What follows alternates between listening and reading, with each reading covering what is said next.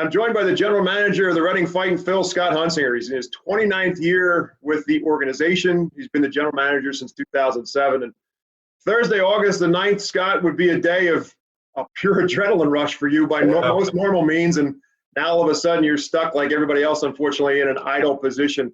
This is going to be a real culture shock for you right now. Yeah, certainly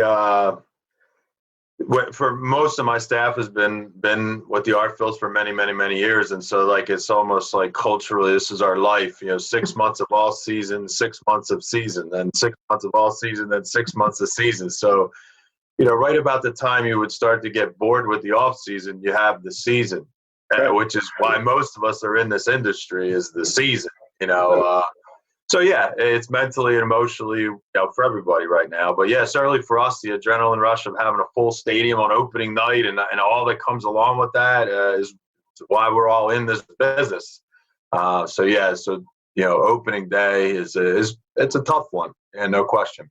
Reading has been one of the most successful franchises really in all of minor league baseball. You traditionally get yourself in and around and over 400,000 people through the turnstiles on a regular basis. So I guess we got to start with the most obvious question. You've been in this game for a long time. What's your gut instinct on the likelihood of having a season at all? I don't really have any more insight, honestly, than you or any of your viewers have. I mean, honestly. And I don't know that anybody does. I don't know that the commissioner of Major League Baseball would be able to answer the question any better than me or you. Right. Certainly our sense is that we're not near having a game with 7,000 people in the stadium. And so, in full transparency, what we're telling our partners, our stakeholders, our ticket holders is, we may not have a game, and so we all hope for a lot of reasons way bigger than just having a game. If we have a game, that means that there's been a lot of good news. Right. So we're hopeful. We're very hopeful that we'll have a game because obviously the bigger picture, that would mean there were a lot of good things that had occurred before that day. But we're also realistic. We may not have a game. So I have no insight or guess. We've prepared mentally to not have a game. And we'll certainly be very, very happy if we do have one. This may be a bad question, but I just want to just sticks in my mind. Is there a date of a point of no return? Like if we don't get it by this date, we're done. We can't possibly make anything happen out of this? Similar answer. I don't know. There were like so many of my answers right now. No, I don't know. I'm sure there is. I'm sure that somebody, much, much higher up than Scott Hunsicker is probably running those models. But, right. It does us really not much good to try to figure that out. Right.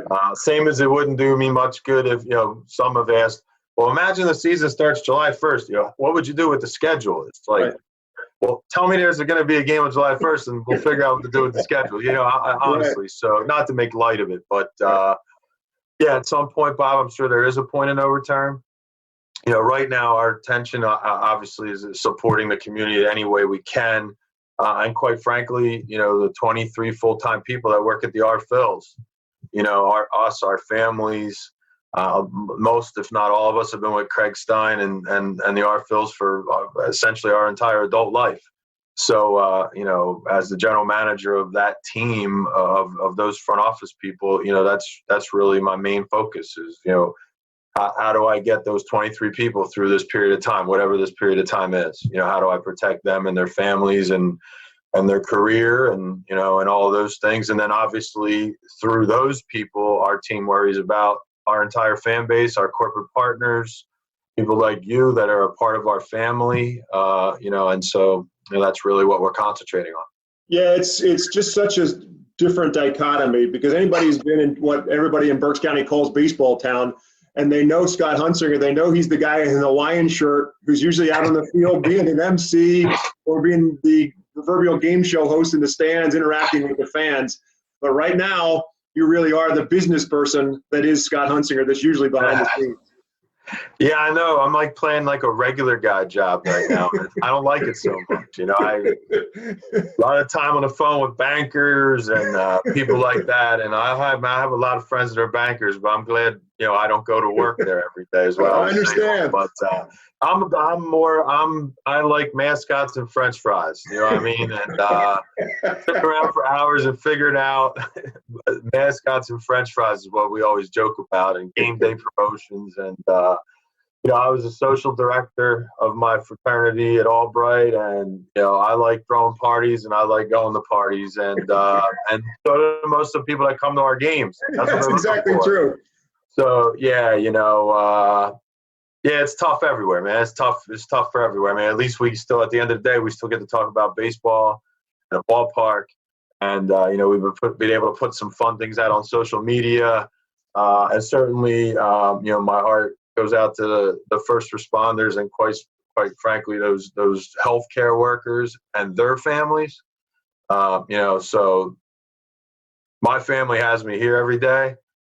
If I was a doctor in a hospital, we'd be in a different situation. So, you know, at some point, my role as a party thrower, you know, will hopefully be valuable. You know, honestly, and our front office and our ability to have a community come together and help them through the whole healing process. And even if that's just forgetting it, having fun, you know, at some point in time, hopefully we'll get to concentrate on that again. Right now, that it almost seems like so de minimis that it's almost weird to talk about, to be honest with you, because there's people that are way more essential to what's going on right now than me. And certainly that's a different feeling. Yeah, it really does put everything in perspective, and it's a great point by you. And in addition to putting 70+ baseball games on the field every year, the Reading Fightin' Phils are also a great partner in the community in Reading and Berks County and even beyond the borders of Berks County. But it's also something, you also do other things at the stadium, and you have had other things at the stadium besides baseball. So as you start to look beyond the future and when life gets back to being normal again, I would venture to bet that there's probably some wheels turning with you and your staff of what other kinds of things we could do at the stadium to bring everybody back together again. Certainly. You know, look, you know, the people that work with the RFILs we're creative, entrepreneurial people who like to figure things like that out. There's a part of the brain that has to be exercised. And quite frankly, that part of the brain is entrepreneurial, thought-provoking, profit-generating, non-profit generating, community-minded. So we do spend a part of every day working on that. The tough part about that is, when's that going to be? Right. You know, so, you know, we probably have more high school games scheduled this year at our stadium than ever.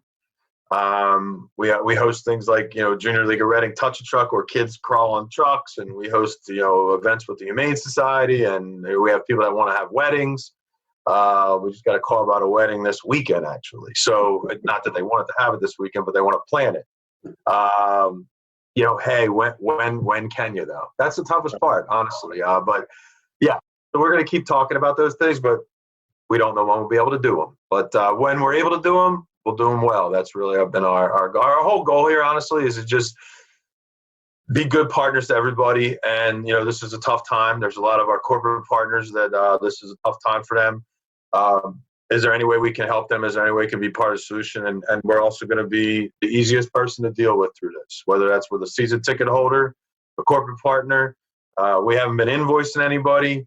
We're gonna work with them. If they need their money back, we're gonna give it back to them. You know, we're gonna be that partner, and we're gonna try to turn, you know, lemons into lemonade through this to the best of our ability by just playing the long game with our fans, with our corporate partners, with everybody, and just say, hey, we're all in this together.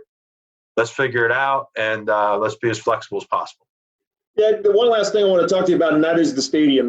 What was once Municipal Stadium and is now First Energy Stadium and is referred to as America's Ballpark by you and the organization for a very worthwhile reason. It's an old ballpark that has been remodeled and remodeled and remodeled. The Reading Phillies and the Philadelphia Phillies, the organization together, is since 1967. That's the longest affiliation in all of minor league baseball, which is obviously a tribute to you and Craig Stein and everybody with the organization. that the Phillies have kept you as part of their family for as long as they have. But this was also a milestone season for what was, again, Municipal Stadium, now First Energy Stadium, that was built in 1951. Yeah, it was, the cornerstone, I guess you call it, says 1950 right in the front of this ballpark. Right. And this is 2020, so 70, simple math. Right. But whether that happens in 2020 or whether it happens in 2021, we'll still celebrate. It's the 70th season. It's a good reason to have a party. Moore was coming in this year. Carlos Ruiz is coming in this year. We had some really awesome stuff, and we'll have it. If we have it in July or August, we'll have it in July or August. If we have it in 2021, we'll have it in 2021. It's funny. We joke about it all the time, but people were like, when are you going to bring Ryan Howard? When are you going to bring Ryan Howard? It's like, well, you know what? We'll bring in Jimmy Riles. We'll bring in Ryan Howard. We'll bring in Carlos Ruiz. If Carlos Ruiz comes this May, which he's probably not, then we'll have Carlos Ruiz this August, or we'll have him next April. So, yeah, this was a big year for us. But you know what? We've been here a long time. We're not going anywhere. We're all in this together. Let's sit it out, and eventually we'll have a game at America's Classic Ballpark again. It's really that's the only way we can approach it. Yeah, it's a hurry up and wait, Scott, but it's certainly we know it's what happens in Reading and with the Reading Fightin' Phils is worth waiting for. So I'm sorry that you have to have time on your hands, but thanks for taking some time with us, and I hope baseball comes back real soon. Thank you, Bob. Appreciate you having me, and to our first responders and our healthcare workers, thank you so much.